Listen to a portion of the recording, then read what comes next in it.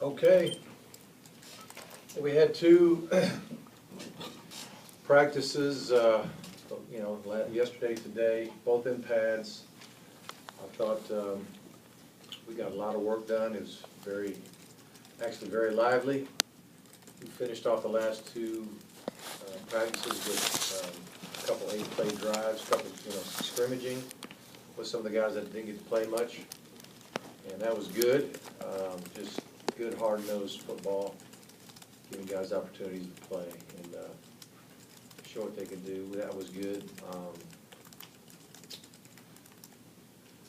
Mostly fundamental work against each other. Didn't get a lot of scout team work, but we'll hit a little bit of that tomorrow, and then by Monday the game plan will be in completely, and we'll focus 100% on North Texas.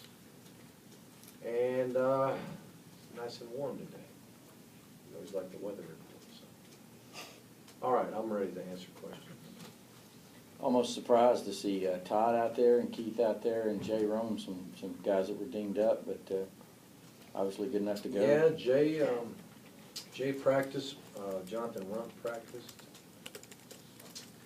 Those are two guys that weren't playing. Gurley, he practiced today. Like you said, Keith Marshall practiced. Who else is banged up? Gates isn't out there yet. I don't even remember who else, but most everybody practiced today, and we think everybody will be ready to play next week. Is Gates a sprain? I guess you call it a sprain. Grade 1 MCL or whatever, ankle and knee, both got it a little bit. But we think they'll be fine. I was intrigued by something you said at the touchdown club that turned into a story today about Spurrier telling you to never take the Georgia job when you were kind of a young assistant. No, it was, we were talking, I think, it might have been during the time that I was interviewing for the Georgia job. I think he was just playfully saying, I wouldn't take that Georgia job if I was you, but it was not that big a deal. So it wasn't in the early 90s, it was more late 90s, 2000? I think it was right before I took the job. Yeah, okay. I think he knew I'd interviewed for it, or the rumor. Well, no, the rumor never got out, did it? I don't know what happened with that thing. Maybe it might have been the 5 years prior.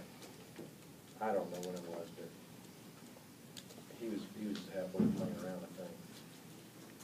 You said Rumpf practiced today. You expect him to play North Texas. Do you expect impact out of him right away, significant time?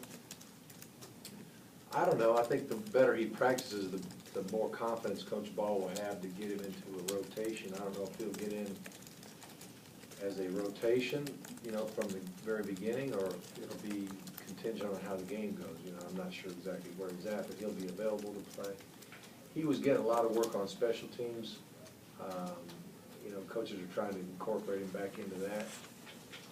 If he wasn't injured, I think he'd have been playing by now, and scrimmage snaps and some special team snaps.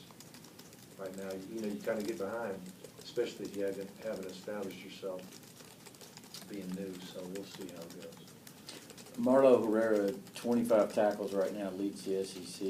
He causes a fumble in the South Carolina game and is in on that fourth. Right. And go, what you expected from him, is he exceeding expectations? I'm just proud of him, happy for him. He's worked really hard. He made it a point to try to get leaner and get quicker. I think it's paying off for him.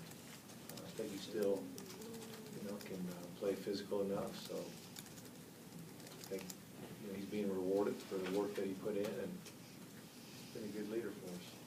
Mark, there's just overall on defense, how much of it would you attribute to just a lack of experience combined with the two teams you had to play to open the season?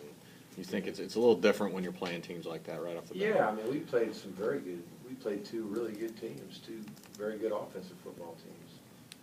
And like you said, we're still trying to figure it out as a group. Some guys got it figured out better than others.